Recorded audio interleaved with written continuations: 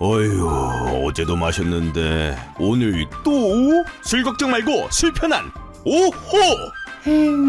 회식은 좋은데 술이 걱정이네. 술 걱정 말고 술 편한 오호.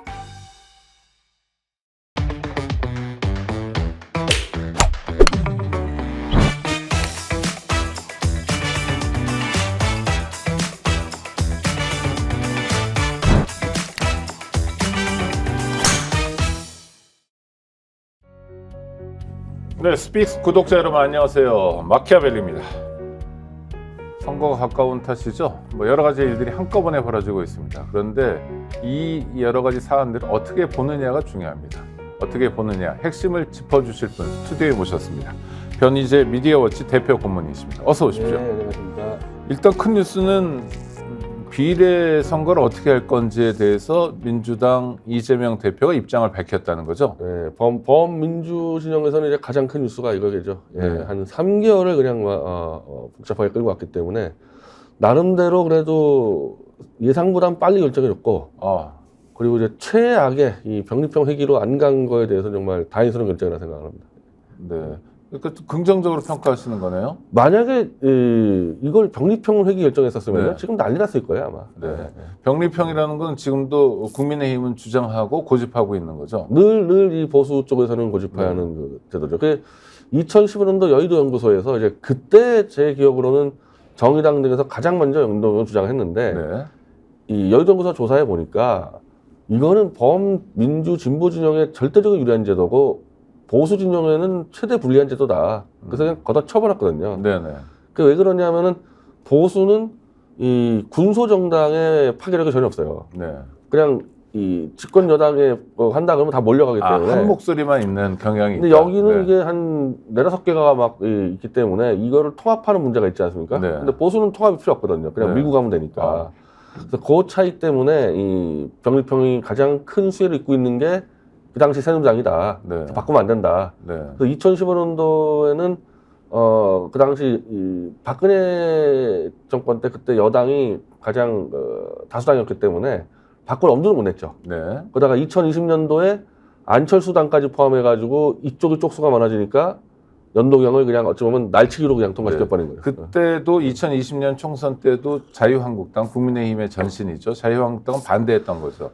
그러나 국민의힘 말고 정의당, 국민의당, 안철수 국민의당, 네, 민주당이 연합해가지고 날치기를 했어요, 날치기를. 네. 날치기를 해가지고 그때 황교안하고 나경원 등등 몸으로 막다가 네. 30명이 지금 이 재판에 지금 처해져 있거든요. 네, 국회법 네, 위반으로. 네. 그러니까 이거는 한마디로 병립형은 보수당에 절대적으로 유리한 제도다 이거죠. 그러니까 이상하잖아요. 네. 보수의 절대적 유리한 제도를 자꾸 병립형으로 간다 그러니까 그게 상당히 납득이 안 됐었던 거죠. 네. 그래서 좌고우면하는 것처럼 보였고 우여곡절도 많았는데 시기도 비교적 빨랐고 또 최악은 면했다라는 건데요.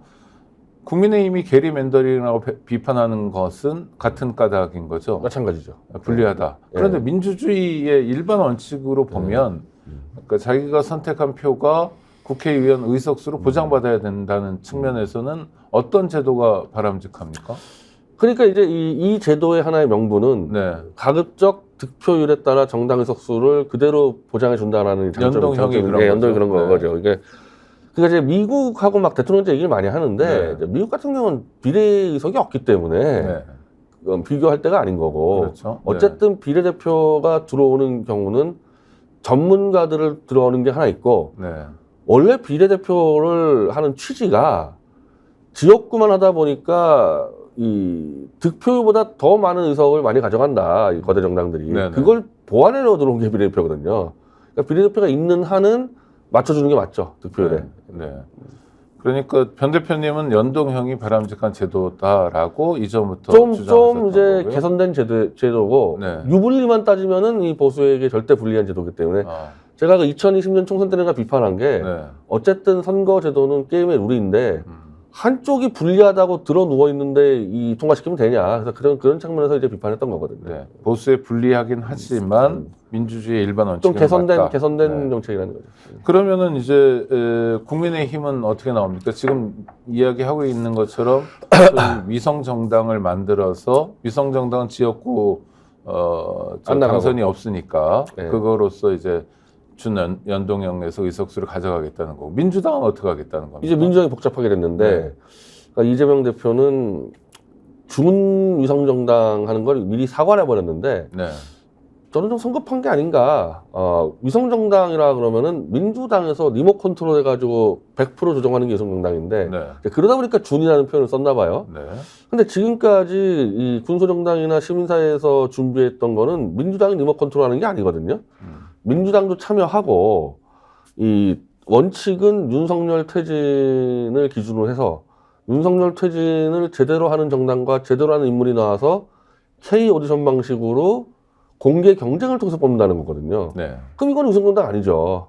그래서 이재명 대표가 좀 성급하게 한 게 아닌가 생각이 들어요. 네. 그렇더라도 그 이름을 뭐 위성정당, 준위성정당 또는 연립정당 뭐라 부르든 간에 새로운 정당이 만들어지는 건 사실인 거죠. 그렇죠. 네. 그걸 뭐 어차피 저쪽 아마 이 국힘당에서 이거 위성정당이라 부를 겁니다. 네. 네, 부를 거고 이제 아마 유시민 씨는 이걸 자매정당이라 그러는데. 자매.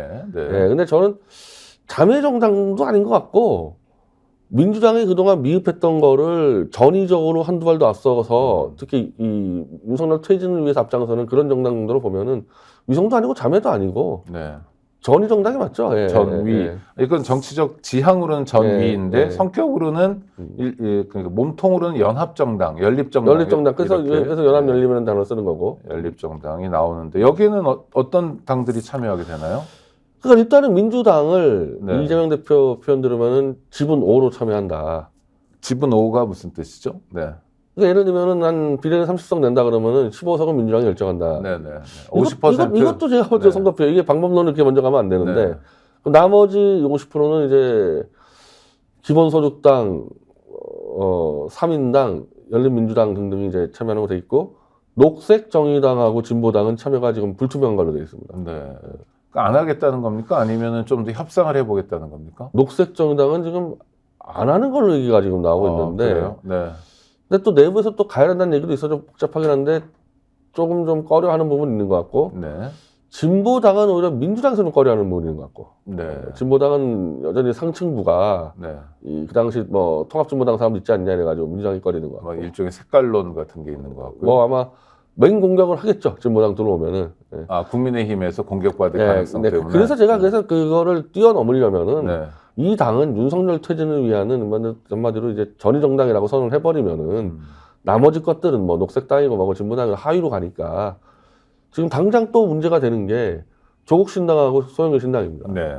여기에 대해서는 지금 민주당이 확답을 못 하고 있는데 저는 그것도 마찬가지라 생각해요. 이 조국 신당하고 소영길 신당이 윤석열 퇴진을 위해서 앞장서겠다 그러면 받아주면 되는 거 아니냐. 네. 복잡하게 생각할 거 없이. 네. 그러니까 민주당만으로 윤석열 정권을 심판하기는 부족하니 문을 열어놓고 윤석열 퇴진 또는 윤석열 심판에 동의하는 제반 정치 세력이 다 들어와라라는 그러니까 이 소위 빅텐트 이론이네요. 그러니까 이 당의 네. 성공 여부는 뭐냐? 음. 민주당이 위성정당을 만들었을 때보다 득표가 더 많이 나와야 돼요. 네. 그게 성공 요인이기 때문에 가급적 포괄적으로 넓혀줘야 되는 거죠. 그런데 넓힌다 하더라도 이를테면 조국 전 법무부 장관 보면 적극적으로 지지하는 사람도 있지만 적극적으로 싫어하는 비호감도 많잖아요. 송영길 대표도 정말 예전과 달리 잘 싸운다라는 사람도 있지만 뭐 구치소에 가서 뭐 하는 거야? 라는 사람도 있을 거예요. 네. 그러니까 플러스만 되는 것이 아니라 그러니까 뭐 1 더하기 1 더하기 1은 3이 되는 게 아니라 마이너스 되고 이런 거를 정치적으로 좀 고려할 필요는 없나요? 그러니까 이걸 봐야 되는 게 네. 이 정당이 처음에 이 촛불 연합에서 기획을 하게 된 게 왜 네. 윤석열에 대한 아주 싫다가 60%인데 왜 민주당 지지율은 30%밖에 안 되냐. 그럼 나머지 30%는 민주당이 표를 못 얻어가니까 이거 어디로 가냐. 그러니까 이 표가 막 이준석 신당으로 가고 네네. 이당 신당하고 이게 되니까 그러면은 윤석열 퇴진을 더 강하게 내세우는 이 이른바 특수 정당을 만들자고 해서 나온 거거든요. 네. 그러니까 소영길이든 조국이든 심지어 진보당이든 호불호가 분명 있을 겁니다. 네네. 그러니까 이 60%의 그 국민 중에 5%의 보수 진영이 있어요. 보수 인사들이. 예를 들면 이 보수는 윤석열 퇴진을 동의하지만은 진보당은 싫어할 거 아닙니까? 네, 그렇죠. 그러니까 그걸 다 하위로 놓고 아, 최우선적으로 뭐 윤석열이 싫어, 진보당이 싫어 이렇게 나오면은 윤석열이 싫다고 답이 나오면은 그대로 가야 되는 거죠. 예, 그래서 조국 신당이고 네. 소영 신당이고 다 딴 거 제끼고 윤석열 퇴진을 위해서 싸우겠다는 결의만 해주면은 다 받는 방향이 맞지 않겠냐 그래요. 아주 간명한 질문이네요. 윤석열이 싫어, 진보당이 싫어. 그렇죠. 예, 그러니까 윤석열이 싫어 뭐요? 윤석열이 싫어, 소영길이 싫어 이런 식으로 해서 네. 윤석열이 싫다는 이 유권자만 모으면 되는 거니까. 그러면 꼭 진보 정당일 필요도 없네요. 보수도 참여할 수 있는 거네요. 이론적으로는 그 플랫폼에 예를 들면 지금 벌써 만든 최대집 의사협회장이 이 정권 퇴진당이라고 네. 윤석열 퇴진을 추진하는 보수 정당을 만듭니다. 그거는 송영길 전 대표하고는 달라요. 그건 다릅니까? 전혀 네. 완전히 이제 보수, 그러니까 5%의 보수파만 먹겠다는 그 정당인데 네네. 이론적으로는 이 최대집 신당이 이 플랫폼에 들어오면은 5%의 보수표를 갖고 올 수 있지 않겠습니까? 네. 가능은 한데 여러 가지의 뭐 문화 차이, 뭐 정서 차이 때문에 현재는 이 보수 정당은 안 들어가는 걸로 지금 얘기했습니다. 그러나 문헌은 열고 일단은 뭐 만약에 상황이 봐서, 그러니까 네. 이 걱정하는 거는 지지층이 너무 오랫동안 이 밥 먹겠던 진보 진영, 보수 진영이기 때문에 이게 같이 합쳤을 때 시너지가 안 나고 이럴 수 있지 않겠냐. 그러니까 소영길 신당하고 진보당까지는 범민주 뭐 진보 진영이니까 그런데 보수까지 들어오는 거는 좀 위험하지 않냐 그것 때문에 네. 현재로서는 안 들어가는 걸로. 네, 알겠습니다. 이낙연 신당 쪽에서는 특히 이낙연 씨 굉장히 맹렬히 비판했는데 까닭은 뭔가요? 아니 근데 지금까지 이낙연 씨는 연동형을 주장하지 않았던가요? 그러니까요. 예. 그러니까 연동형을 민주당하고 같이 소위 연립정당을 한 가능성이 없기 때문에 비판하는 건가요? 비판의 포인트가 뭔지 모르겠어요. 그러니까 저도 그래서 아니 연동형을 가지고 그것 때문에 탈당까지 얘기하는 걸로 알고 있는데 네. 아무래도 이낙연은 배제가 됐. 그러니까 이낙연 씨도 마찬가지인데 윤석열 정권을 비판한 기억이 없어요. 제 기억으로는 이낙연 씨가. 뭐 부드럽게 몇 마디 한 것 같긴 아니 한데. 주로 윤석열 정권 비판할 때는 민주당 이재명을 깔려고 같이 네네. 단독 비판한 적이 없으니까. 네. 아니 이낙연 씨도 윤석열 퇴진에 동의되면은 뭐 합류하는데 문제 없지 않겠어요? 네. 그걸 안 하니까 문제가 되는 거고 이번에 민주당 당원들이 정의당 가지고 문제 삼은 것도 정의당이 1년 반 동안 윤석열하고 싸운 적이 없다. 그래서 문제가 된 거거든요. 그러니까 다 거기서 다 해결할 점을 찾을 수 있지 않나 그래요. 그러니까 이낙연 씨의 행보는 반 이재명에서 뭔가 어떤 공간을 창출해보자 이런 거 오히려 일뿐인 건가요? 그러니까 반 이재명 친 윤석열로 보였거든요. 네네. 지금까지. 네. 그러니까 여기 합류하려는 걸 바꿔줘야 되죠. 아니 그리고 조금 다른 얘기인데 어제부터 이제 나오는 얘기가 원칙과 상식의 4명의 국회의원들 네. 뿔뿔이 흩어지고 있는데 이건 네. 어떻게 보세요? 저는 가장 중요한 게 그 당의 비전 문제 아니겠어요? 네네. 그러니까 이 당에 내가 들어갔을 때 뭐 얻는 게 있어야 되는데 지금 3% 뭐 4% 나오고 있고 이러니까 비전을 보여달라는 얘기겠죠. 그래서 이낙연 씨가 광주 출마를 준비한다고 얘기가 나왔는데 네. 그 부분하고 맞물려 있는 것 같아요. 지금 광주 출마하라고 지금 막 떠밀고 있거든요. 그래서 이낙연 씨가 광주에 들어가서 광주에서 이낙연 바람을 일으키면은 들어오겠죠. 근데 그게 안 되면 저 당은 아마 국힘당에 흡수되지 않을까요? 일종의 뜸을 들이고 또 간을 보는 상황이다. 근데 광주에 출마할 때도 아니 네. 광주 가서 그러면 이재명 욕할 겁니까? 광주에 들어가서 자기가 윤석열 정권을 교체하겠다 얘기해야 될 텐데 그 말을 안 하고 있기 때문에 광주 출마했을 때 무슨 바람이 있을지 모르겠어요. 네. 하여튼 이낙연 씨가 무슨 지도자로서의 결단을 보여줬던 그런 대목은 기억은 잘 안 나는데. 리더가 사실 네. 리더의 역할을 한 적이 없죠. 리더 역할을. 네. 좋은 자리는 많이 있었던 네. 것 같은데요. 근데 하여튼 뭐 들리는 말은 뭐 떠밀려서라도 광주 좀 출마하는 걸로 저는 지금 확인되고 있습니다. 네, 알겠습니다. 민주당 적극 지지자들은 연동형 또는 준연동형에 반대하는 거죠? 또는 좀 덜 적극적으로 지지하는 쪽에서는 연동형 쪽을 선호한다 이런 얘기도 있는데 지금까지 그런 식으로 얘기가 되는데 제가 네. 볼 때는 그 문제가 아니고 이 윤석열 정권 타도를 우선순위에 두느냐 안 두느냐의 문제예요, 사실은. 이 문제는. 네, 네. 그래서 정청래 씨가 얘기할 때 민주당만으로도 과반이 쉽지 않다. 그래서 실제로 이재명 대표가 150석 얘기한 거 아닙니까? 네, 그러니까 151석. 네. 민주당만으로도 쉽지 않은데 어떻게 나눠 먹냐 이 얘기를 했다는 얘기는 윤석열 퇴진을 한다는 얘기는 목표가 200석이 돼야 되거든요. 그렇죠. 그러니까 민주당이 한 70석을 얻고 이 비례연합이 30석을 얻어야지 가능한 일이란 말입니다, 이게. 그러니까 그렇게 되려면은 지금부터 정말 잘해야지 될까 말까. 그러니까 목표는 삼을 수 있대 가능성은 정말 희박할 수도 있는데 어쨌든 윤석열 퇴진을 위해서라면은 그런 정도의 판을 넓히는 모험을 해야 된다. 이런 사람들이 연동형을 주장하는 거고 어차피 윤석열 노태지 못 시킨다. 아 이미 끝났다. 200석 끝났다. 그럼 우리끼리 해먹자. 이게 이제 이 이른바 병립형이라고 보는 거죠. 네. 그런데 우리 변 대표님은 하여튼 연동형으로 가서 가능하든 아니든 간에 노력을 해보자. 노력을 해야 한다. 의무예요, 의무다. 왜냐, 네. 이게 특검법이 다 거부됐기 때문에. 네네. 아니, 그러면은 지금 이태원 특검법도 거부가 됐는데 나는 그 민주당 지도부가 이태원 유족들 만나서 뭐라 그럴 겁니까? 아, 우리가 이제 포기했습니다. 네, 우리가 숫자가 포기했습니다. 숫자가 안 돼서 네. 윤석열 정권 다음에 하세요. 이렇게 얘기할 겁니까? 유족들 먼저 놓고 지금 어렵지만 우리 200석을 위해서 목숨 걸고 최선을 다하겠다. 난 거기다가 그거 못하면 나 물러나겠다. 여기까지 가야 된다는 거예요. 사실은. 네. 양당 뭐 대표적으로 더불어민주당과 국민의힘이 총선을 앞두고 소위 인재들을 영입하고 있는데요. 각각 10명이 넘은 것 같습니다. 주목할 만한 인재가 있으셨어요? 제 기억나는 사람 별로 없어요. 아, 네. 그럼 둘 다 실패하고 있네요. 아니 저기 누구지? 저 진정호 씨라고 저 사격대과 대표 있는데. 네네. 아니 그분은 윤석열 후보를 지지했던 분이죠. 아니 그걸 모르죠. 때. 아니 오늘 기사로 제가 기사 확인했습니다. 했나요? 그러니까 네. 지금까지 저 이제 하도 이름 많이 바꿔서 보수당이라 그러면은 네. 그 문대성 태권도 네. 그걸 했다가 논문 표절로 박살이 났고 네. 조훈현 씨라고 그 바둑의 제왕 한번 근데 했다가 그분은 국회의원 됐죠. 뭘 했는지 기억도 안 나요. 아, 그렇죠. 네. 근데 또 진정호 씨 놓으면은 뭐냐 목표가 뭐냐 이거야. 그런 기억나가지고 기억나는 건 진정호 대한체육회 이사랍니다. 진정호 이사가 기억나는데 어떤 의정 활동을 할 건지는 잘 모르겠다. 지금까지 기대되는 바가 없다. 그 야당은요? 야당 해가지고 네. 뭐 성과가 나온 게 별로 없으니까 아, 네. 아마도 야당은- 명망과 영입이죠. 야당도 비슷합니까? 야당 지금 누가 들어? 아니 난 기억나는 사람은 지금 네. 들어가다가 문에 걸려 있는 이현주 씨. 이현주 씨는 그래도 들어가겠죠? 어떻게 할 것 같으세요?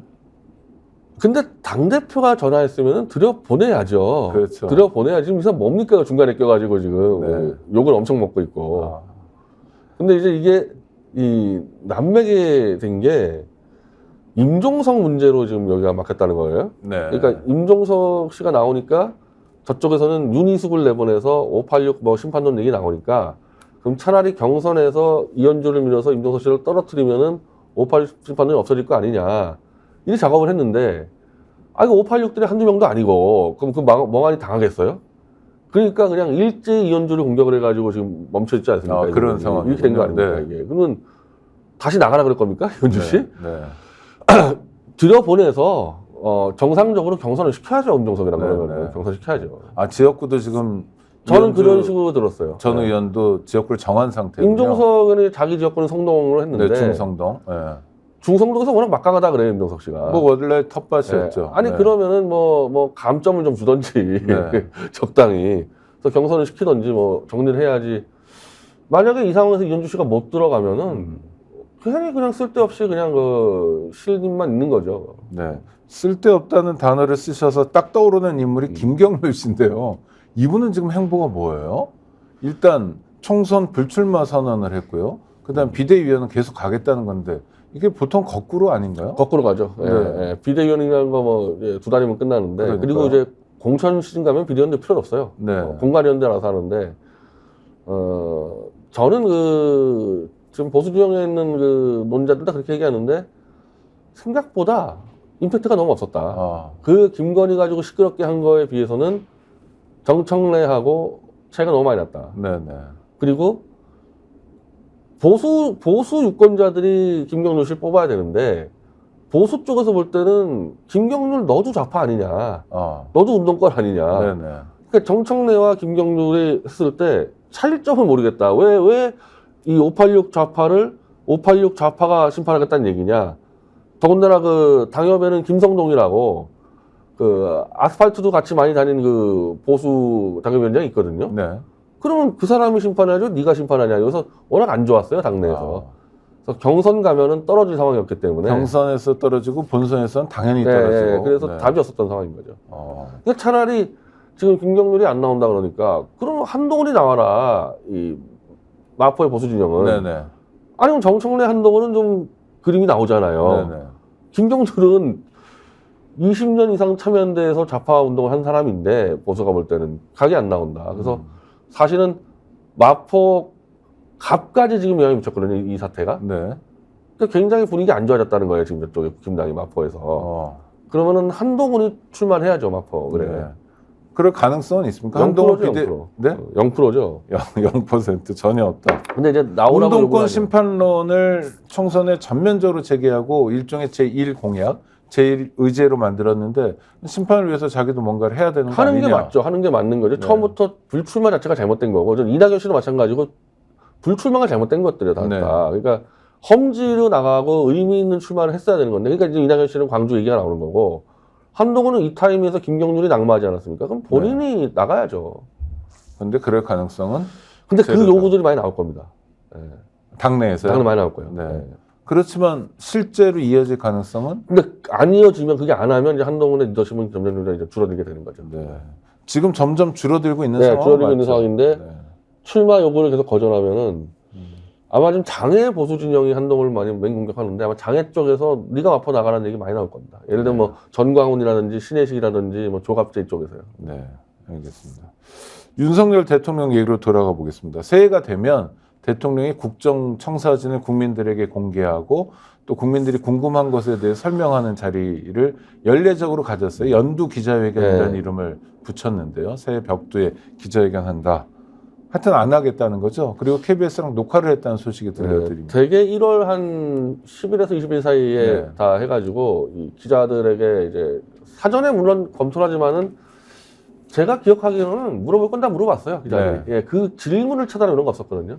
근데 이걸 안 하겠다는 얘기는 질문을 차단하고 KBS하고 녹화했다는 얘기는 연출도 자기들이 하겠다는 얘기잖아요. 어떻게 그래서 뭐 평가하십니까? 김건희 얘기가 나왔다고 얘기가 도는데, 아니 오늘 그 서정욱 변호사가 저 윤석열 정권하고 밀접하게 붙어서 일을 하는 서정욱 변호사가 사과 없다 김건희에 대해서. 네. 그러니까 김건희가 피해자고 당했을 뿐이지 김건희 잘못한 거 없다 이렇게 나온다는 거거든요. 지금까지 대통령실이나 또는 국민의힘에서 얘기했던 뭐 함정 취재의 피해자다. 이것을 강조하는 선에서 멈출 거다. 예, 그러니까 이제 지금까지는 어떻게 보면 답을 안 하다가 네. 김경률 때문에 결국 답을 하게 된 게 피해자일 뿐이다. 그리고 몰카 취재를 금지하겠다 뭐 이런 식으로 나오지 않습니까? 네. 그렇게 답변한다는 얘기잖아요. 네. 대통령이 그렇게 기자회견은 아니고 사전 녹화했던 KBS와의 대담에서 그렇게 밝히면 총선에 어떤 영향을 미칠까요? 지금 안 좋죠. 지금 윤석열 지지율이 네. 계속 떨어지고 있거든요. 예, 계속 떨어져서 별로 안 좋을 텐데, 뭐 그런 거 다 감수해서 가겠다는 거니까. 그리고 김건희뿐이 아니라 네. 이 서정욱 변호사 얘기는 지금까지 다 잘했다. 잘못한 거 없다. 예, 이렇게 나간다는 거예요. 상태가 좀 안 좋아 보이는데, 아니 지난주 금요일에 발표된 갤럽 여론조사는 대통령 국정수행 지지도 29% 나왔거든요. 네. 그러니까 20% 이렇게 숫자가 앞에가 3이 있는 거하고 2로 시작하는 건 느낌부터가 좀 다르잖아요. 긴장감이 생겨야 원래는 되는데. 20% 가면 이제 탄핵이 가능한 이 수치로 이렇게 우리가 상식적으로 알고 있었거든요. 네네. 근데 지금 뭐 사실 20% 30%와는 넘나들고 있는데 탄핵에 대해서 별 우려를 안 하고 있는 것 자체가 지금 이상한 상황인 거예요. 그러니까 그거는 박근혜 탄핵이 있었기 때문에 일종의 탄핵은 바람직하지 않다라는 국민 공감대 때문입니까? 아니면 변 대표님 자주 지적하시는 것처럼 야당의 문제입니까? 진짜 야당의 문제 같아요. 네. 야당이 훨씬 더 무섭게 탄핵을 하지 않더라도 그 근처까지 몰고 갔어야 되는데 그게 안 됐기 때문에. 그러니까 29%라는 탄핵 지지를 가지고도 나 잘못한 거 없다라는 간담을 기획을 할 수 있는 거예요. 그런데 시간을 거꾸로 거슬러 올라가 보면 박근혜 대통령 탄핵할 때도 민주당이 좀 미온적이지 않았나요? 뭐 앞서서 뭐 문제를 풀어 헤치면서 가는 건 아니었잖아요. 그때는 이제 대선이 1년밖에 안 남을 때여서 그때 당시 문재인 씨가 대선에서 1위를 기록하고 있었으니까 이대로 가면 대권 되는데 괜히 판 엎어가지고 변수 만들기 싫다. 그래서 국민의힘의 안철수, 박지원이 탄핵을 세게 밀었었거든요. 네. 그때랑은 좀 상황이 다른 거죠. 아직 윤석열 임기가 너무 많이 남았는데 그렇죠. 그럼 이거 임기 채울 거냐 이거. 네. 지금 총선 때는 사실 그런 논쟁이 벌어질 겁니다. 아마 아까 말한 대로 윤석열 퇴진을 이제 주장할 거 아닙니까? 비례나 신당에서. 그럼 너무 과한 거 아니냐 그러면 그럼 윤석열 임기 채우게 할 거냐 3년 반을. 그래서 그 논쟁이 벌어지겠죠. 또 하나는 우리 변 대표님은 미디어 전문가시기도 하시니까 자, 올해의 연도 소위 대담은 KBS랑 하고 작년에는 조선일보랑 했죠. 아, 근데 그 이런 대통령의 선택 이건 대통령이 고른 거 아닙니까? 어떻게 봐야 됩니까? 일단은 뭐 KBS라면은 말은 되지만 네. 모든 매체에 개방하는 기자회견을 하는 게 원칙적이고 조선일보를 한 게 정말 말도 안 되는 얘기고 그거 네. 자체는. 그리고 지금 이제 KBS랑 녹화를 한다 그러면은 제 기억에는요 전두환 때 한번 이랬던 기억이 나요. 전두환 때. 그 전두환 초기 때. 예. 노태우 때만 해도 이런 식으로 안 했습니다. 예. 네, 전두환 방식이다라는 거죠. 지금이 얼마나 이제 시대가 빠른 시기인데 대통령이 인터뷰한 걸 3일 뒤에 내보냅니까? 아니 그러면은 뭐 3일 동안에 뭐 북한이 미사일 쏠 수도 있고 뭐 사건 벌어지면 어떡하려고요. 그러니까 이런 그렇죠. 식으로 할 수가 없는 거거든요. 네. 이 분단위로 이제 막 세계가 바뀌는 시대에. 제가 북한 당국 사람 그럴 것 같은데요? 약 올리듯이. 네? 아니면은 아니 그러니까 그런 발상은 어떻게 나온 거예요? 일단 생방을 안 하는 까닭. 생방을 하는 이유는 하나밖에 없죠. 자신이 없는 겁니까? 사고 방지죠. 사고 방지. 혹시라도 이 KBS 기자나 네. 앵커가 돌발 질문할까봐. KBS 앵커가 돌발 질문 안 할 거는 자신 있을 거 아니에요. 지금 장악을 했으니까. 그게 자신이 없으니까 녹화를 하겠죠. 그 자신 있으면 생방했겠죠. 또 하나는 그 취임 직후에 출근길 문답을 했잖아요. 그 어떤 질문이 쏟아질지도 모르는 상황에서도 했던 자신감이 있던 대통령이 뭐 대통령직을 계속 수행해 나가면서 자신감이 붙기 마련인데 지금은 왜 거꾸로 돌아가는 거죠? 도어스태핑도 이제 원치 않은 MBC 쪽 질문이 나와가지고 이제 도망친 거고. 네. 그러니까 그 트라우마가 있나 봐요. 그러니까 이 검사, 특히 특수부 검사들은 기자회견을 하는 게 아니고 어디 술집 데려가가지고 자기가 원하는 기자만 불러가지고 소스 주는 데 익숙한단 말이에요. 네네. 근데 원치 않은 질문이 자꾸 튀어나오니까 못 견디는 거죠. 해본 적도 없고 아마. 아니 그리고 실수도 많이 하고. 그러니까 그러니까 저는 이해가 안 되는 게 집권 초기에는 그런 걸 했는데 예? 도스태핑이라고 그래가지고 그런 걸 했는데 갈수록 안 하는 이유는 해보니까 이거 쉽지 않네. 이 만만치 않다. 윤석열 때 기자 불렀을 네. 때랑 다르네. 네. 지금 한동훈도 무수한 사고 치고 있거든요. 지금 네네. 이 기자들하고 진행도 할 때마다 간담회 할 때마다 이번에 네. 아니 스타벅스를 네. 서민들이 가는 곳은 아니지 않냐 해가지고 이거 아는 사람들 다 발칵 뒤집어졌거든요. 네. 스타벅스 한 번도 안 가봤다는 얘기예요, 이거는. 그럼 어디 커피를 안 마시나요? 아니면 호텔 커피숍 뭐 이런데 어디 네. 저 은밀한 데 갔나 보죠. 그러니까 네. 지금까지 한동훈이 던킨 도너츠 커피 엄청 들고 다녔거든요. 네. 그 던킨 도너츠나 스타벅스나 좀 이 가격대는 비슷한 커피숍 아니야 따지면. 그렇죠. 네. 근데 스타벅스는 서민들이 가는 거 아니라 그러면은 던킨 도너츠 커피는 이제 어떻게 들고 다녔냐. 그것까지 쇼라는 게 막 드러나니까. 네. 그러니까 다른 세계에 살고 있던 사람들이 사람들이 사는 세계로 오니까 생기는 문제들이군요. 그러니까 이제 특수 검사들은 다 이제 은밀한 방에서 만나지 않았습니까? 네. 이러다가 이제 광장 얘기 하다 보니까 입만 열면 사고 치는 거죠. 대통령의 사고를 방지하기 위한 것이다. 해도 국민 입장에서는 손해잖아요. 일단은 뭐 의미를 부여를 하겠습니까? 저 3일 뒤에 나오는 그 연출된 그 부분에 대해서 의미를 부여하겠어요. 그러니까 윤석열이 뭐 한다 그랬을 때 이 조회수나 시청률이 안 나오거든요. 네네. 뭐 보기는 하겠습니까? 그러겠네요. 우리 대표님 보실 겁니까? 안 보죠. 그럼 그럼 연합이 정리해주겠죠. 연합이 알아서 나중에. 윤석열 입장 정리해주지 네, 않습니까? 네, 네. 어용 언론 있으니까. 알겠습니다. 대구를 한번 가보겠습니다. 북콘서트를 했어요. 중앙일보에 보니까 일면에 실었던데요. 아주 큰 뉴스로. 그건 중앙일보가 책을 내서. 아니, 네. 이 기획을 중앙일보가 있습니다. 나는 네. 이 전직 대통령의 회고록을 중앙일보가 기획한 거, 회고록을 기획한 것도 우습지만은 콘서트까지 중앙일보가 기획을 했어요. 네. 그리고 실제 콘서트 내용은 유영아 출정식입니다. 이거. 네. 그런 아주 이 정치적인 행사를 언론사와 전직 대통령이 했다는 게 추태죠, 추태 이건. 이건 추태예요, 추태. 그런데 중앙일보 입장에서는 뭐 할 수 있는 거 아닙니까? 뭐 돈이 되고 주목받을 수 있으면 언론사도 하나의 회사니까. 중앙일보가 네. 선인수로 10억을 준 걸로 알고 있는데 네. 너무 회고록이 부실해서 지금 판매 숫자가 엉망이에요. 네. 그러니까 중앙일보는 오히려 돈을 박근혜한테 주면서 일을 하고 있습니다. 주면서. 네네. 박근혜 쪽에서 돈을 버는 게 아니라 네. 이게 무슨 정치적 의도냐. 중앙일보는 JTBC 자회자랑 같이 태블릿을 조작해서 박근혜 탄핵을 같이 밀어붙인 쪽이란 말이에요. 그렇죠. 그 박근혜 입에서 제가 박근혜한테 20번 이상의 보고서를 줬어요. 네. 태블릿 조작대에서. 그러니까 네. 박근혜 입에서 태블릿 조작 나오면 중앙일보가 큰일 나는 거거든요. 저는 이거를 중앙일보가 박근혜를 돈으로 매수해가지고 막고 있다고 보는 거예요, 지금. 네. 거기다 유영아까지 껴서 유영아가 이제 이 막는데 이 앞선에 서 있거든요. 그리고 박근혜 입에서 태블릿 조작이라든지 윤석열 수사가 잘못됐다는 말 나오면 윤석열 한동훈도 무너지니까 윤석열은 계속 박근혜한테 만나서 누나 그러고 이번에도 또 화환 보내고 뭐 난리치지 않습니까? 이게. 네. 그러면 이거는 협잡이 협잡. 아니, 언론사와 추태 협작인데. 협잡이거든요.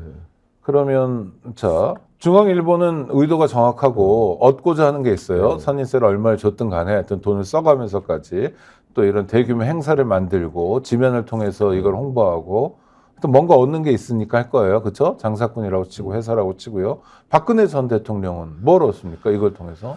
자, 그래서 유영하가 이 박근혜를 내가 컨트롤해서 박근혜를 선거운동에 넣어줄 테니까 공천 달라. 지금 이런 거래 친다는 설이 하다하거든요. 네. 예, 아주 구체적으로 몇 개까지 얘기하면서 예, 공천 거래를 하는 거죠. 국민의힘하고요. 네, 국힘에. 그래서 그러면 얘기를 듣다 보면 박근혜 전 대통령 그냥 바보다라는 것밖에 안 돼요. 바보라고 다들 지금 이 보수에서 박근혜를 8년 동안 이 믿고 지졌던 사람들 입에서 다 바보라는 얘기 나오죠.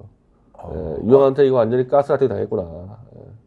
아니 근데 박근혜 대통령이 박정희 전 대통령의 후광도 있었지만 그래도 오랫동안 의정 활동을 하면서 정치 지도자로 성장해 간 거잖아요. 처음부터 대선 후보도 아니고 처음부터 당대표도 아니었고 상임위 활동이나 이렇게 쭉 자기를 만들어 왔던 거 아닙니까? 그때 그렇게 바보라는 소리는 별로 안 들었던 것 같은데요. 아, 저도 사실 그런 문제 때문에 이제 좀 나름 조사도 해보겠는데 네네. 박근혜가 정상적인 정치인 활동할 때 참모가 이춘상 씨하고 정윤회 씨가 있었을 때 네네. 똑바로 했다는 거예요. 아, 근데 이춘상 씨가 2012년 대선 직전에 교통사고로 돌아가시고 네. 그리고 정권 잡은 다음에 정윤회 씨하고 최순실이 이혼을 하면서 정윤회 씨가 떠나버리거든요. 네.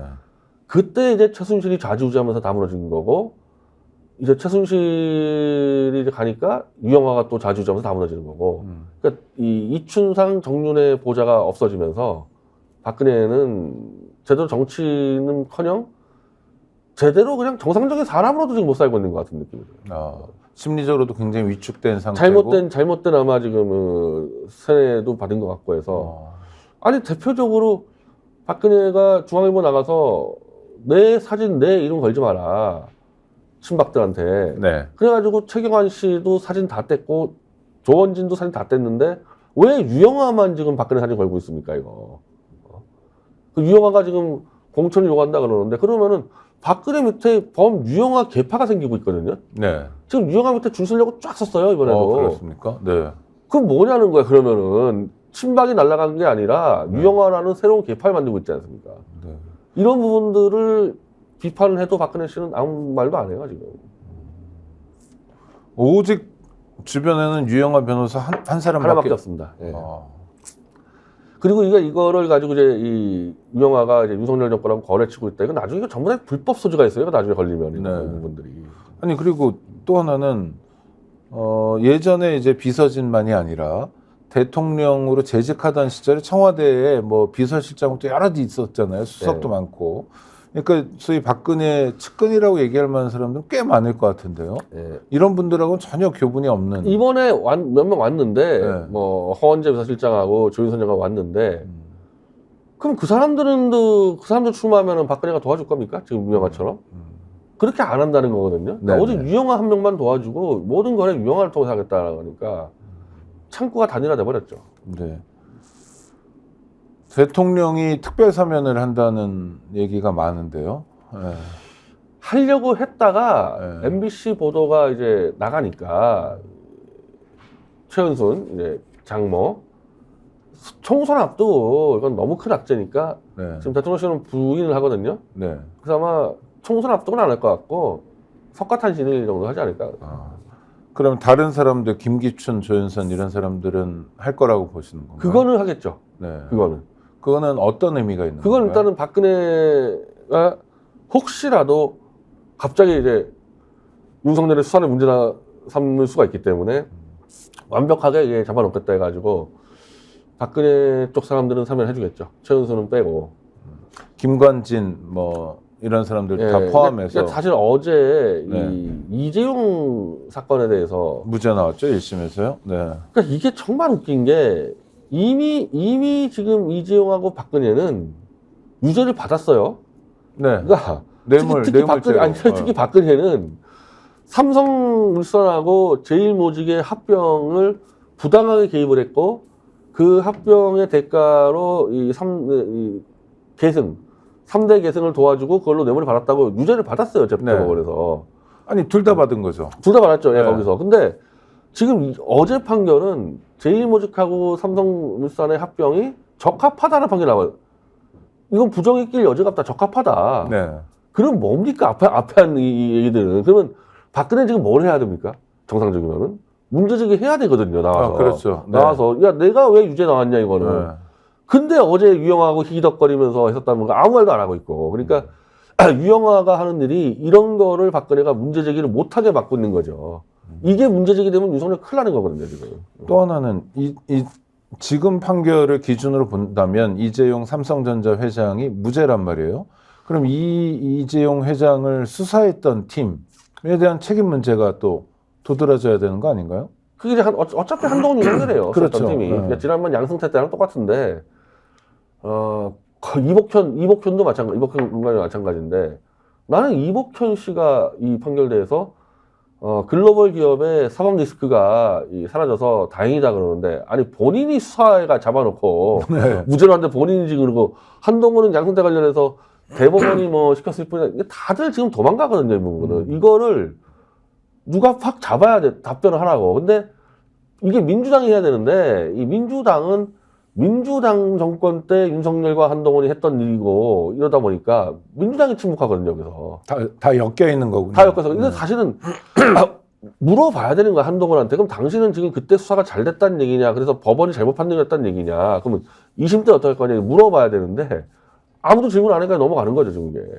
또 하나는 이재용 양승태의 무죄가 수사의 잘못일 수도 있지만 이재용 양승태라는 자원이 많은 사람이 이 재판에서 대응을 잘한 것이다.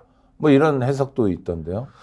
그랬을 수도 있죠. 네. 그러니까 왜냐하면 이게 이번에 이재용도 30몇 개고 양승태 47개를 47. 그러니까 네. 이거 자체가 다 말이 안 되는 겁니다. 이런 식으로 수사하면 안 되는 건데 와장창 때려 넣어가지고 그 중에 한 두세 개만 유죄 받으면 유죄라 이런 스타일로 했단 말이에요. 그래서 양승태 밑에 있는 임종원은 그 중에 한 두세 개가 유죄가 돼가지고 징역 1년을 받았어요. 징역유예로. 근데 양승태라는 대법원장, 이재용이라는 재벌 총수는 막강한 로펌을 동원해가지고 버텨낸 거죠.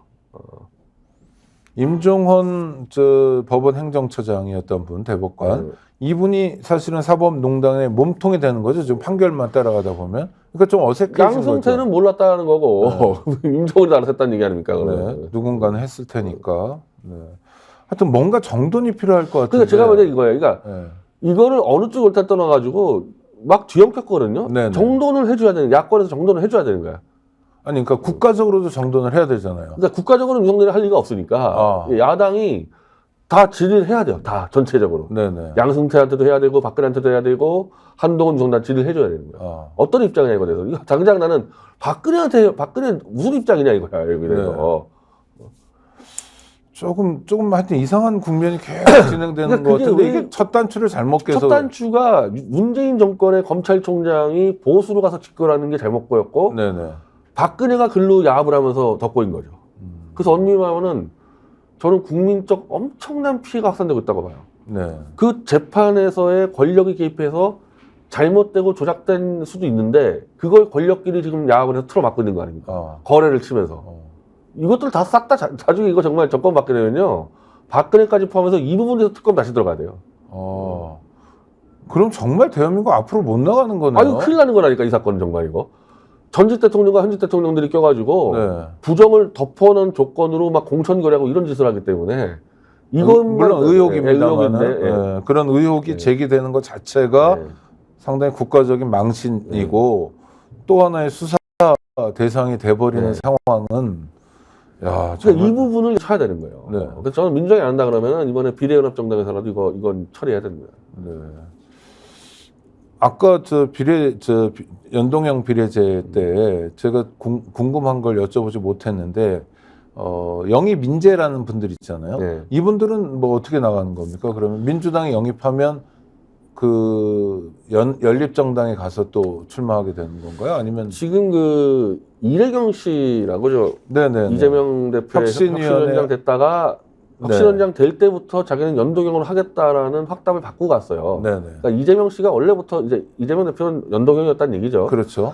이분이 이제 장외에서 지금 이른바 K연합을 준비를 하는데 이분이 얘기하는 게 제일 합리적인 것 같아요. 일단은 이 정당들이 결합을 하니까 한 석씩을 준다. 구소정당들. 기본소득당, 열린민주당 한 석씩 준다. 그러면 그 한 석씩 가져간 것만큼 민주당이 하나씩 가져가겠죠. 그러면 제가 볼 때 한 대여섯 개가 참여할 것 같거든요. 네. 그러면은 다섯 개씩 가져가는 거예요. 민주당이 5개 가져가고 네네. 하나씩 가져가고. 그러면 30번까지 그러면 나머지 20개 있지 않습니까? 나머지 20개는 완전 자유 경쟁으로 K 오디션 방식으로 가서 선거인단은 한 1000명을 모집을 하는 말입니다. 선거인단을. 그리고 거기는 민주당이 사람을 보내든 군수정당이 보내든 자기가 나가서 아마 유튜브겠죠. 유튜브를 통해서 자기의 투쟁력을 입증을 해서 선거인단의 투표로 당선시키면 되는 거죠. 그리고 이게 2020년 총선 때 열린민주당에서 한번 해봤기 때문에 그 노하우가 있어요. 할 수 있는 노하우가. 그러니까 선거인단은 국민 대표성으로 그냥 표본으로 무작위로 선출하는 거예요? 저는 만약에 무작위로 한다 그러면은 뭐 좀 넓힐 수 있고 뭐 네. 방법은 여러 가지인데 네네. 무작위로 한다 그러면 10,000명까지 높일 수도 있어요. 그러니까 그러니까 뭐 윤석열을 싫어하는 사람만 뽑아야 되겠죠. 네네. 그러니까 윤석열 싫어하는 사람만. 이 방식도 있고 아니면은 차라리 한 100명에서 200명 정도로 엄선해가지고 이 사람들이 한 2박 3일 동안 토론까지 하면서 정하는 방법도 있고. 수기민주주의. 수기민주주의 두 개를 결합시킬 수도 있고. 근데 이 수기민주 방식으로 했던 게 2010년도에 안철수 신당인데 네. 나름대로 성공했습니다.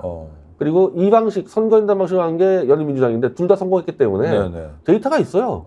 충분히 할 수 있습니다. 이거. 해본 일이기 때문에 어려운 일은 아니다. 네. 이것도 역시 변 대표님 생각은 의지의 문제다. 의지 문제죠. 변 대표님 하신다면 이런 방식으로 방식으로 하신다는 하는 거예요? 거예요. 그래서 그러니까 당에 헌신하는데 예를 들면 이제 이 대변인 같은 사람들이 이 문제가 되는데 네. 대변인을 쓰게 되면은 이 사람은 지역 출마하면 대변인 못하게 돼 있습니다. 네. 그러니까 지역구 출마 못해요 대변인은. 그럼 대변인은 무조건 중앙에서 막 홍보만 해야 되는데 그럼 이 사람은 출마할 수 있는 방법이 없잖아요. 그런 사람은 이제 비례 주는 거 아니에요? 네. 그러니까 당에서 이런 식으로 할 수 있는 것들은 민주당 5개 하나씩은 주자는 거예요. 10개는 빼놓고 20개 정도 하면은 적당하지 않냐는 거예요. 그러면 당 대표도 비슷한 역할 아닌가요? 그러니까 이재명 대표의 비례설도 그래서 나오는 건가요? 근데 이재명 대표는 그냥 지역 나가면 되는 거고, 제만은 이 대변인은 법적으로 못 나가요. 그러니까 쉽게 얘기하면은 지역구 출마자는 법적으로 TV를 못 나가는 거예요. 이 홍보를 못 하는 거니까. 그러니까 대변을 못 하는 거 아니겠어요? 그러니까 각 소수 정당들은 대변인이 굉장히 역할이 중요한데 이 사람들은 꽂아줘야 될 수가 있는 거예요. 또 하나, 그 참여하는 당은 어떻게 정할 수 있습니까? 그러니까 그냥 아무나 손 들고 우리도 정당이니까 갈게요 하면 그러니까 아까 받아줄 수 제가 있는 건 말씀드린 아니잖아요. 대로 윤석열 퇴진을 위해서 힘을 합치겠다라는 결의서를 받아야죠. 그러니까 말은 그렇게 하더라도 근데 그 당의 실체가 이를테면 뭐 정의 녹색당 같은 경우에 그래도 쭉 오랫동안 해왔던 게 있고 당원의 숫자도 있는데 이를테면 당원의 숫자로 정하냐 국민 지지율로 정하냐 뭐 이게 뭐 듣도 보도 못한 신생 정당에 뭐 사람도 별로 없고 이런 정당까지 다 받아줘야 되는 거냐? 뭐 이런 의문이 생길 수도. 한번 그런 여론조사로 돌려볼 수도 있겠죠. 그건 뭐 한 예를 들면 1% 이상이다. 네. 이렇게 돌려볼 수도 있겠죠. 뭔가 기준에 충족하는 정당이어야 한다라는 말씀이에요. 아니면은 1%가 안 되면은 참여를 시키되 한석을 안 주면 되죠. 네. 한석을 안 주고 그러면 예를 들면 가장 당세가 악하다는 게 열린민주당으로 알려져 있는데 네. 그럼 한석 주지 말고 열린민주당이 사람 잡아서 출마시켜라 오디션에. 네. 오디션 나가면 되는 거니까. 방법은 여러 가지다. 네. 그리고 이미 해봤기 때문에 그렇게 중요한 문제는 아니다. 그러니까 한석을 준다는 거에서는 1%나 2% 이상만 주겠다. 이렇게 할 수 있는 거니까. 네. 알겠습니다. 또 하나, 저 대통령 연두 대담과 관련해서 김건희 씨에 대해서는 뭐 별 얘기를 안 할 것 같다라고 했는데 아니 별 얘기 할 것 같은 게 아니고 항변한다니 항변. 항변. 피해자 코스프레를 할 것 같다라고 진단해 주셨는데 근데 검찰은 움직이는 것 같아요. 이를테면 그 최재형 목사에 대해서 뭐 주거 침입죄로 수사한다 이런 얘기도 들리는데 네. 이건 어떻게 보십니까? 그건 뭐 도저히 제가 볼 때 수사 못할 것 같거든요. 아니 실제로 수사를 할까요? 그러니까 누군가가 고발을 했죠. 어느 단체가. 아니 그러니까 수사하면 고발하면 수사는 해야 그러니까 되는데 자동이긴 한데 수사는 척만하겠죠. 이게 주거침입이라는 게 문 뜯고 들어가는 걸 주거침입이라 그러는데 초청을 받았거든요. 그렇죠. 그럼 이제 사기 당했다는 건데 네. 사기를 당했다고 해서 초청받은 사람이 사기꾼이야 이거예요. 네. 그 사람은 주거침입죄로 고발한다? 아니 말도 안 되는 얘기가. 그리고 거기가 저 개인 사무실이긴 하지만 경호 인력들이 배치돼 있을 거고요. 그걸 다 통과해서 간 거 아니에요? 뭐 뚫고 간 게 아니라. 그러니까 이게 이 김건희가 이런 식으로 당했다고 강조를 하다 보니까 마치 범죄인 것처럼 막 언론 플레이하는 거지.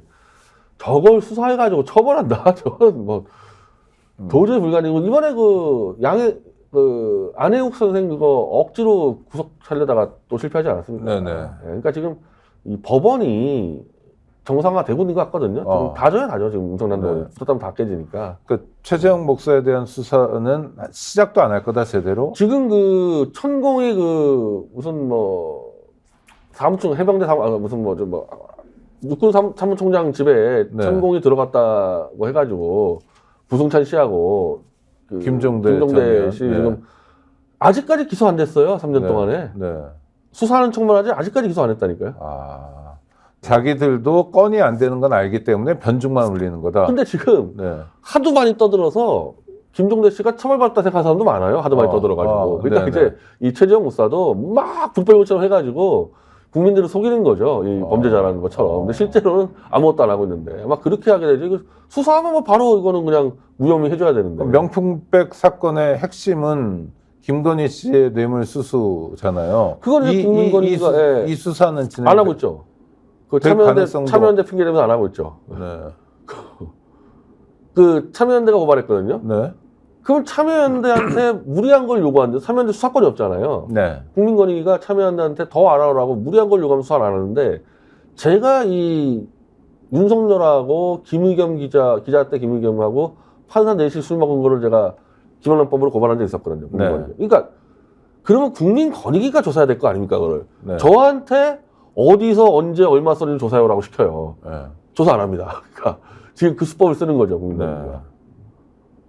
일 안 하겠다는 핑계를 그런 식으로 대는 거다. 그러니까 고발하는 사람한테 덮어 씌우는 거예요. 권익위 태도는 그렇더라도 검찰도 전혀 안 움직여요. 권익위가 조사해서 검찰에 넘겨줘야 되거든요. 근데 권익위가 조사를 안 하기 때문에.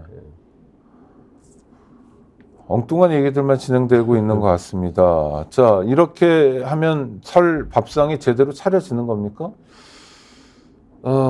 일단 설날을 염두에 두고 하는 거잖아요. 2월 7일 날 완전히 이거는 윤석열 대통령이 설날 밥상을 자기가 올리겠다는 건데 지금 서정욱 변호사가 한 얘기로 보면은 잘못한 거 없다 이거잖아요. 난 잘하고 있다. 그래서 이 밥상에 이게 또 올라가는 게 유리한지 나 유리하는 게 설날은 확실히 민심이 뒤섞이죠. 그리고 막 세대나 지역이나 이게 오가면서 여러 가지 민심이 요동치는 시기일 텐데 설 이후에 민심은 어떨 것 같습니다. 대통령 국정수행 지지도는 더 떨어지지 않을까요? 계속 조금씩 떨어지겠죠. 좀 떨어질 테고 한동훈의 리더십도 계속 붕괴될 것 같고 그럼 결국엔 이제 이 야권 이제 범야권 연대죠. 이 야권 연대를 200석을 겨냥해서 잘 짤 수 있냐 없냐가 총선의 가장 큰 변수가 되는 거죠. 지금 변 대표님 보시기에 윤석열 대통령 지지도 떨어지고 한동훈 비대위원장 리더십은 약화될 거기 때문에 자리를 지키기 어려울 정도로 좀 훼손될 것 같아요. 그거는 뭐 정치 역량이 없기 때문이기도 하고 아바타이기 때문이기도 하고 그러면 야당이 얼마나 잘하느냐에 달려 있다. 그러니까 200석을 포기하지 말라는 겁니다. 가능하니까. 그래도 선거를 앞두면 지금 대통령이 뭐 여러 가지 다니면서 공약들도 많이 내세우고 있고 뭐 서울시장만 하더라도 뭐 용산에 100층짜리 빌딩을 진다 그러고 이러면서 자원이 많잖아요. 야, 언론도 근데 이게 그렇고. 네. 민생 경제가 지금 너무 어려워져서 이게 안 먹힌다 그러더라고요. 아 그런 정도의 물가가 공약으로는- 너무 많이 올랐고 소득이 너무 줄어서 네. 지금 떠들어다니는 거 가지고 뭐 어림도 없다 그러더라고요. 그래도 지금 소상공인들에게 73만 원씩 환급해주겠다. 현찰을 쏴준다고 하거든요.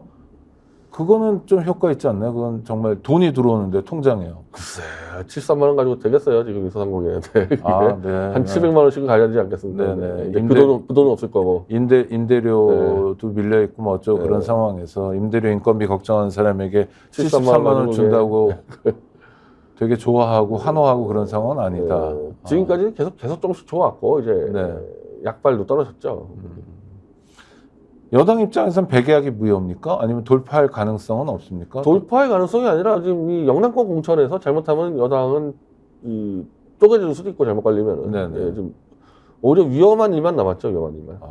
그거는 좀 안정적인 지역구에 대통령실 출신이나 검사들이 대거 들어가면서 너무 많이 넣었어요. 예, 그러니까 이게 어려운 데를 좀 넣어야 되는데 네네. 어려운 데는 한 곳도 안 넣고 네.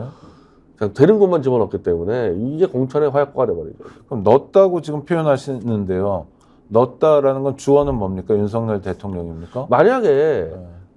마포를 중심으로 한강벨트를 얘기했습니다. 네네. 이 아까 그 임종석 지역구부터 저기 어디 그 정청래 지역구까지 네네. 하고. 한강 북단이죠. 아니 그러면은 윤석열 정권의 측근이라고 얘기하는 저 주진우 비서관이나 저 아니면 석동현 씨나 네. 누구 한 명은 들어오고 아니면 한동훈이 들어가든지 솔선수범해야 되는데 한동훈은 출마 안 해. 나머지는 다 강남이나 이 영남 들어갔어요. 거기서 공천 뭐 파동이 안 일어나겠습니까 이게? 그러니까 수도권 쪽은 정말 다 비주류를 다 넣어가지고 뭐 죽든 살든 알아서 하라 그러고 자기들 이제 식구들만 챙기려고 그러면 있는 사람들 쫓아내려고 그러고 이 위험한 일만 남았죠 지금. 그리고 그거를 한동훈이 수행해야 되니까 한동훈이 뭐 목숨을 유지할 수 있겠습니까요? 아니 근데 상식적으로 생각하면 좀 역량 있는 사람들을 험지도 내보내고 그래서 전체 선거판을 같이 고민하는 거 아닙니까? 의석수를 하나라도 늘리기 위해서 노력하는 거 아닙니까? 원래 그렇게 했죠. 네. 일반적으로 네. 그렇게 했죠. 근데 이건 정반대로 가고 있으니까 그 청와대 출신들이라는 사람들이 근데 원래는 사실 이제 이 1년 반 정도의 지금 이 정권 상황이면요. 총선이 굉장히 정권에 유리해야 되거든요. 그럼요. 3년차 뒤에 총선 불리해지기 때문에 네네. 여기서는 오히려 이 압도를 하면서 청와대 출신들이 수도권의 험지를 막 들어가서 이겨주는 건데 시작부터 뭐 이거는 지금 정권 말기에 지지율이 나와버리니까 다 숨어버린 거죠. 그리고 윤석열 대통령이 조정은 얼마든지 할 수 있었을 거다. 네네. 모여서 야 청와참모들 좀 이런 데 들어가라 강북 이런 데 그 얘기를 안 했겠죠. 네. 그래서 저는 꽃길만 가는 거에 주어가 윤석열이라고 봅니다. 네. 그리고 대통령 마케팅을 하기도 어려운 상황이니까 선거가 좀 꼬였다. 김은혜 씨가 네. 이제 다시 분당으로 가는데 네네. 대통령 사진을 다 뗐다는 거 아닙니까 지금? 안 깠네요 대통령 사진을 지금. 네. 분당은 그래도 여당 지지율이 좀 나오는 지역인데 괜찮은 데죠 거기는. 네, 여기 그렇다는 천당이라는 거죠. 말 나오고 여당의 천당이라는 얘기 나오죠. 네, 그렇다는 거죠. 하여튼 야당이 어떻게 하느냐가 변수가 될 것 같은데요. 선거 과정 또 지켜보고요. 우리 변희재 대표님의 또 냉철한 분석을 통해서 선거를 보는 눈도 키워갔으면 좋겠습니다. 오늘 고생하셨습니다. 예, 감사합니다. 감사합니다.